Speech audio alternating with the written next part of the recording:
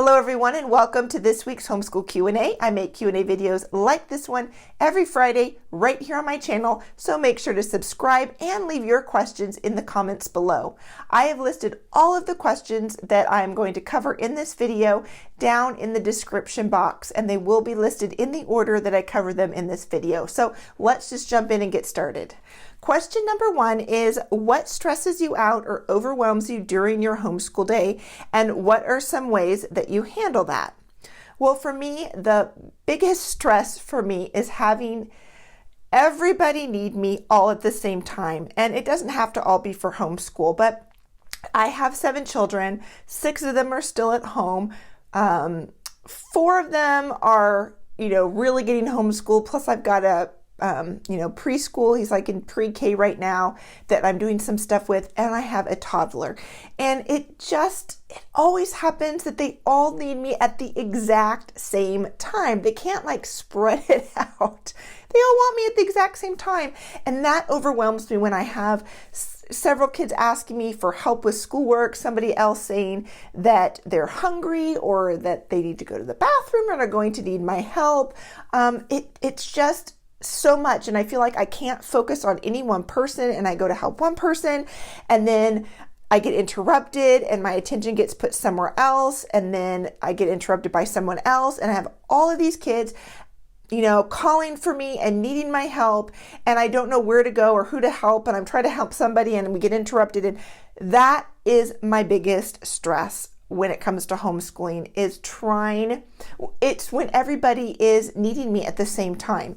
So how do I handle that? Well, the first thing that I do is just recognizing that that is my greatest stress and trying to minimize that as much as possible. Now, I'm going to be honest, right now in this little season of homeschooling, I have not minimized it, and it has been a huge stress for me, and it really wears me out. By the end of the day, I am just so done. And the reason that it's a huge stressor for me and I haven't been able to minimize it very much is because I find that the best way for me to minimize this stress of having everybody need me at the same time is to have a good routine and kind of flow to our day, and some good guidelines and rules for my kids when it comes to homeschooling and our time for homeschooling.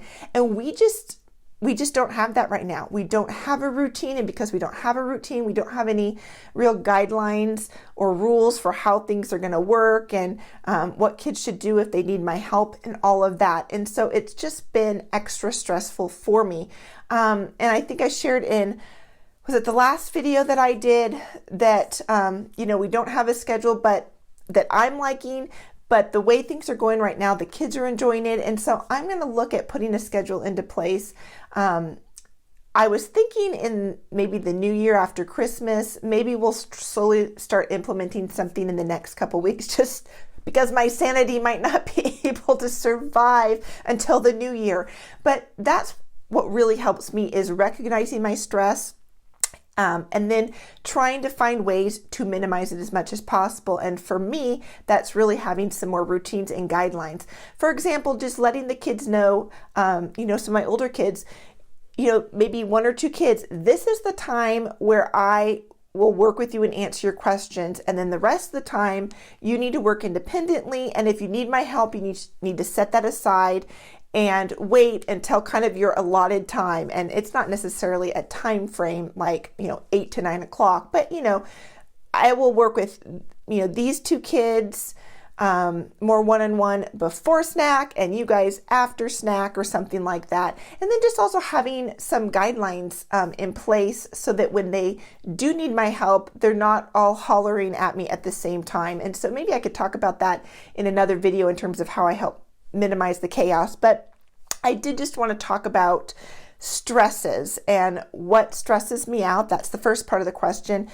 That'd be a lot of people talking to me at one time, but what do I do to handle that? And so like I said, one of the things, recognizing it and trying to find some solutions.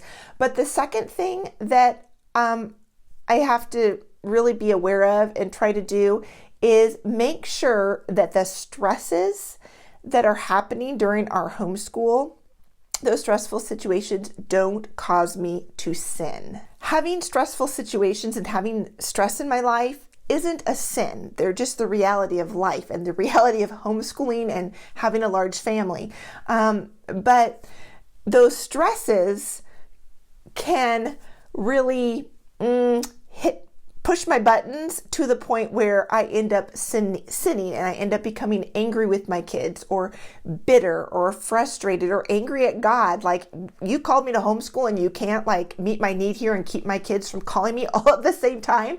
And so I can then start sinning because because of the stresses in my life. And I have to recognize that I can't use those stresses as an excuse. I can't say, well, I'm going to be frustrated with my kids or angry at God or have a bad attitude because it's stressful right now. I need to recognize instead that, yes, this is a stressful situation, but I need to ask for the Lord's help to give me the right attitude, to give me patience, to give me endurance, to give me wisdom to handle the situation, but it is not a license for me to sin. And so the last few months, I'm going to be honest, there has been a lot of repentance on my part, of me having to go before the Lord and to my kids and ask for forgiveness for being angry, being frustrated, being easily irritated, for being, angry at them and just sinning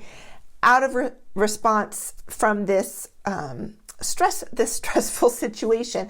So a lot of asking for forgiveness. Thankfully, a lot of forgiveness extended to me, and then just a lot of prayer and asking the Lord to just help me in those situations so that I wouldn't sin in those stressful times. Because the truth is, we can't always minimize, we can't always relieve all of our stresses. Sometimes they're just there. It's just part of life and being a mom and homeschooling and having kids. So that's what overwhelms me and stresses me out the most, is everybody needing me all at once, and not even having any free time to even think of a plan because I'm just constantly bouncing around. And I try to handle that by minimizing that as much as possible, by just thinking of different solutions and having routine and having some rules and guidelines with my kids. But again, I have to be crying out to the Lord for help and patience and endurance during those stressful times. And I have to be very, very, very aware of whether or not I am sinning. Because again, the stress is real, and that's not the sin, but my response to it could be sinful. It could be honoring to God or dishonoring to God, and I really want everything that I do to honor God. Question number 2 was, have you ever tried Math Without Borders for high school math? The simple answer to that question is no. I have never tried Math Without Borders. I actually wasn't aware of it until I read this question. So I went to the website and looked it up and kind of looked around. If you have used Math Without Borders, leave a comment and let us know what you thought of it. Did you like it? Pros, cons, and all of that. One thing that I do want to say, this has nothing to do with Math Without Borders. It just has to do with choosing math curriculum in general, and even really any curriculum. And just something to be aware of and to think about. And that is that no curriculum is neutral, even math. My dad was a math teacher in the public school for 30 years. And he, pointed out to me that in the last, part of his teaching career, that even the math textbooks were pushing an agenda. They were pushing a worldview, whether that was just in the beginning of each chapter and talking about a famous mathematician and the lifestyle that mathematician had, or in the word problems and things like that, and the wording that they had in there, and how they referred to people and circumstances that they were having you figure out, all of that. So just wanted to remind you that there is really no neutral subjects. I think it's important to look at who the curriculum is written by, and kind of look through the curriculum and see what's in there. And also be aware, if you're having somebody teach your kid, whether that's a co-op or an online class, who are they? And are they putting their worldview in some way? Are they trying to push an agenda or not, even in the math curriculum? So again, I know nothing about Math Without Borders or the guy who teaches it. From what I see, it seems to be like a great option for high schoolers, but just wanted to kind of caution you when you're picking any curriculum to remember that it's not just the teacher that is kind of discipling the children. The curriculum is discipling and teaching our kids and pushing a worldview as well. So whether, you want a Christian worldview or a secular worldview, whatever it is, you probably want to think about that before purchasing any curriculum or any program. Question number 3 was, can you do parent-led BJU Press for kindergarten, or is it only videos?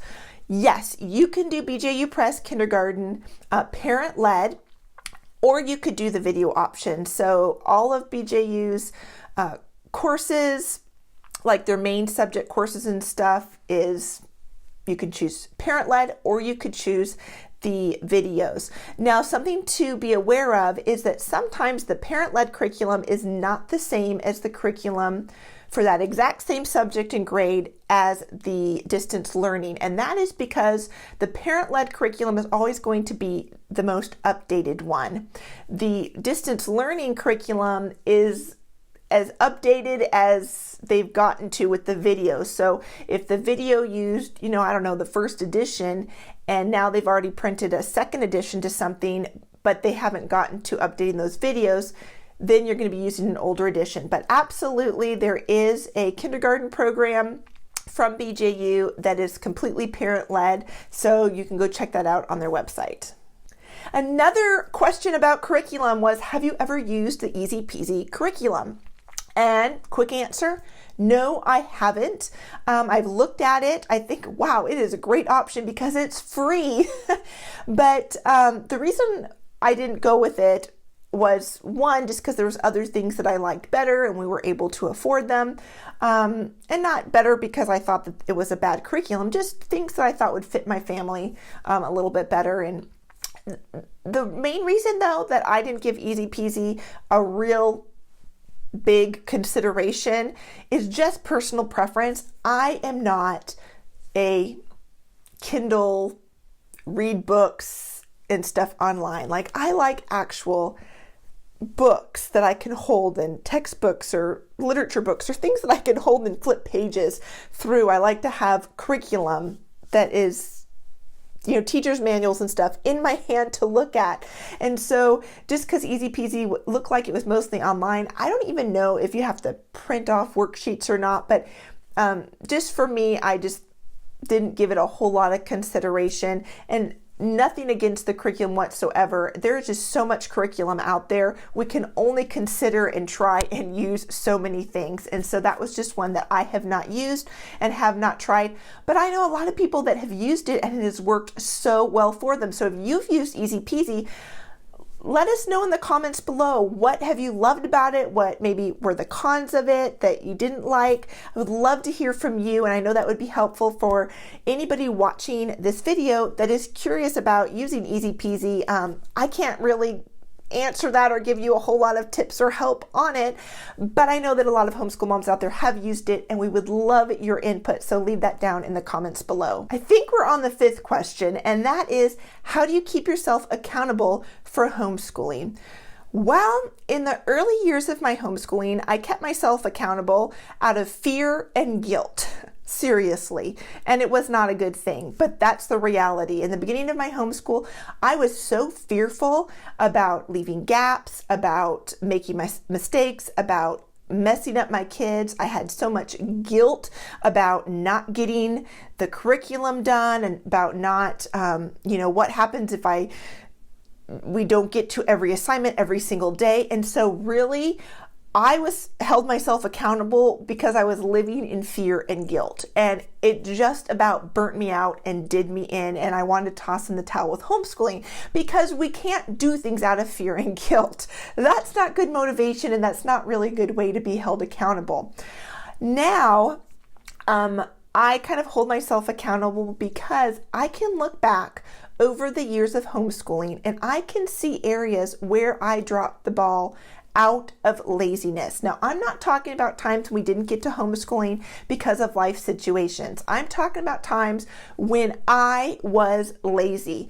There are seasons when in my homeschooling journey where by God's sovereign plan, He planned it that we weren't going to get as much to academics as we were to heart training and life skills. I was on bed rest. I have had difficult pregnancies, difficult deliveries. There have just been seasons where our focus has been discipling the hearts of our children, not the minds, but mostly the hearts of our children, and giving them just real life, practical life skills. And that's been the focus. But what happened for me was I would slip into laziness because maybe I just had a baby. And, God, I just felt like God gave me grace and said, hey, this is a season. You just had a baby. You can take time off. You can slow down the pace in the homeschool courses and curriculum and things that you're covering. And we just did things at a slower pace. We didn't cover as much. And that was perfect for that season. But then the baby started sleeping through the night and I was getting rest. And instead of staying up late with the baby, I would just stay up and watch Netflix. I'd binge watch it. And then I'd be tired. And I'd sleep in the morning. And then we would not start school till later. And I'd think, that's okay. We haven't been getting to every subject every day for about a couple months. And I just progressed from a season where, yes, we needed to minimize schoolwork and academics and focus more on life skills and letting mommy rest from a new baby. But then as life got easier and we could get back to a normal routine and we could be more diligent and focused, I just stuck with the laziness and it just carried on. And there were seasons where we didn't get schoolwork done, not because it was God's sovereign plan, but because I was downright lazy. And I can look back and I can see how that hurt my children. I can see the negative effects of that. My kids sometimes are lazy, and then I'd say to them, hey, you're not being diligent about doing your school, and you're not getting up and getting dressed and doing your chores and getting started with school. And they're looking at me like, well, you don't do that either, Mom. Yeah, ouch. And so there's just been a lot of, it's just been hard. It's been hard to overcome those things. It takes time and it takes work to undo the bad habits. And so what holds me accountable now is just being able to look back and to see the success and the progress that we make when I am being diligent to do what God has called me to do on any given day. And then I can also look back and see, the negative things, the consequences that came from when I was lazy and when I wasn't really doing what God was calling me to do that day. When I was kind of saying, I want to do my own thing. I want to sleep in. I want to be on Facebook. I had so many excuses for not doing schoolwork that it was ridiculous. So for me, how do I keep myself accountable? I can look back and see the consequences of the sin of laziness in my life, and I just don't want to go there again for myself or for my kids. So it's looking back and remembering those past mistakes and not wanting to relive them. Now, I'm still not perfect at this, and there are some days that I go to bed and I think, this was not a very productive day, and this was my fault. This was me. I was lazy. I got distracted. I put myself and my wants over what God was calling me to do and caring for my children and educating them at home. And there's other times that I go to bed and I think we weren't very productive today in the homeschool, but I still feel like we were doing exactly what God wanted us to do. We were addressing heart issues. We were, maybe we were just choosing to have a day to focus on, cleaning our house or serving others or whatever it is. So anyways, kind of a long rambling answer to your question on how do I hold myself accountable, but I hope that was helpful for you. The next question is, do you have an exercise routine and how do you stay physically fit? Well, first off, you're assuming that I'm physically fit, and that isn't necessarily the case. I probably have the worst lungs of anybody. I really need to get more cardio in so that I can not huff and puff when I'm going up and down the stairs in my house. So I would not say that I'm physically fit the way that I should be, but and part of that is because I don't have a set exercise routine. And the reason for that is that I haven't prioritized it really. I'd rather make YouTube videos and edit them. I'd rather read books. And I have 7 kids and there's a lot of needs there, and I got to fit in time with my husband and sleep. And so, exercise and having just a normal exercise routine hasn't been on the top of my priority list. And so I don't have one. However, I still try to be physically active as much as possible. And I do that in a couple of ways. One is that I really force myself, when my kids are outside, I force myself to go outside with them and play with them. I mean, this not only gives me some physical activity, but it also helps me build relationships with my kids and to have fun with them. And so sometimes, I will run around with them, play soccer with them, go on the playground with them, things like that. We also take walks together.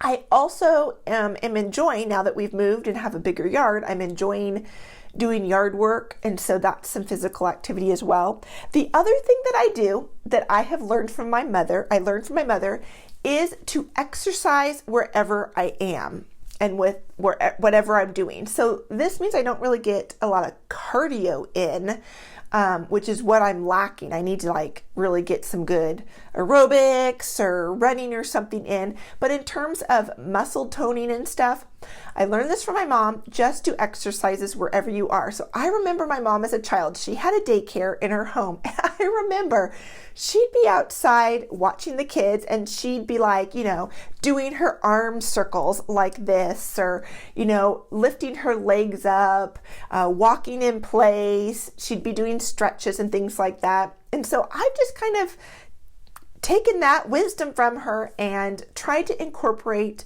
physical activity into my daily life as much as possible. So when I'm cooking in the kitchen, I'm trying to move some other muscles as well, whether that's lifting my legs or whatever. When I'm laying on the floor playing with the kids or reading them a book, I'm usually also moving my legs and arms and doing some stretches and things like that. So I'm, folding laundry, I'm fold some laundry, lift my arm. I mean, seriously, this is what I do. I just figure the more I'm moving, then at least I'm using muscles. It might not be the best workout, but anyways, that's what I do. I just try to be active with my kids, active outside, and just try to keep my body moving as much as possible. Just when I'm doing normal activities, even when I'm homeschooling, doing spelling words on the board with the kids. And so I write a spelling word up, and then while they're writing it down, I'm doing some squats or something. So that's kind of what I do. I do need to figure out a way to work in some cardio though for my heart and my lungs, because I know that is one area that I am sorely lacking in. I would also love to know what you do for your exercise routine. Probably not the person asking the question, but some of you out there that are watching that actually do have an exercise routine, I would love to hear how you squeeze it in to your day and what you do, because I still am trying to figure out, I'm stretching and cardio and muscle toning, and how often should I do what and all of that. I would love to learn from you. This is an area I have a lot to learn and grow in. So leave comments down below and let me know all about exercising, tips, tricks, and all of that. Last question is, do you suggest buying a homeschool planner, or do you use a basic calendar or make your own? Well, for me personally, I either use a basic calendar or I make my own. The reason I don't go with homeschool planners is just because the way my brain works is the way my brain works, and nobody else's works like that. And so when I have purchased homeschool planners, they look so great, but then they don't fit with the way that I want to write things down, or they don't have enough spots for all of my kids that I'm homeschooling, or I just feel like there's wasted pages that I'm not using, and I always end up just creating my own or just using a basic calendar. I have nothing against homeschool planners. I think there's some great ones out there. They just don't work for me. So many years I create my own, and this year I'm just using a basic calendar just to jot down some basic ideas. Because we're using a lot of BJU Press distance learning, a lot of that's already laid out for my kids, and they're just moving from one lesson to another. And so there's not a whole lot of lesson planning that I have to do, except for the Spell to Write and Read program. And I have my own kind of lesson planner that I created for that. So that's what I do, just use a calendar or make my own.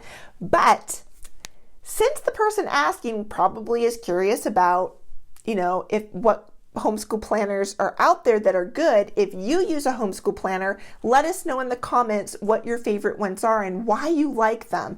And maybe that will be helpful for some of the other homeschool moms that are watching this video and are looking for a homeschool planner, because some of us don't, you might not want to create your own, take the time to do that. And sometimes a basic calendar just doesn't have enough space for us to put everything that we want down. So let me know what your favorite homeschool planner is down in the comments. Hey, maybe I'll surprise myself and you guys will recommend something that I have never seen before and it'll actually work really great for me. Who knows? That wraps up this week's Homeschool Q&A. If you found it helpful, give it a thumbs up and make sure to share it with your homeschool mom friends. Thank you so much for watching, and I will see you again next week.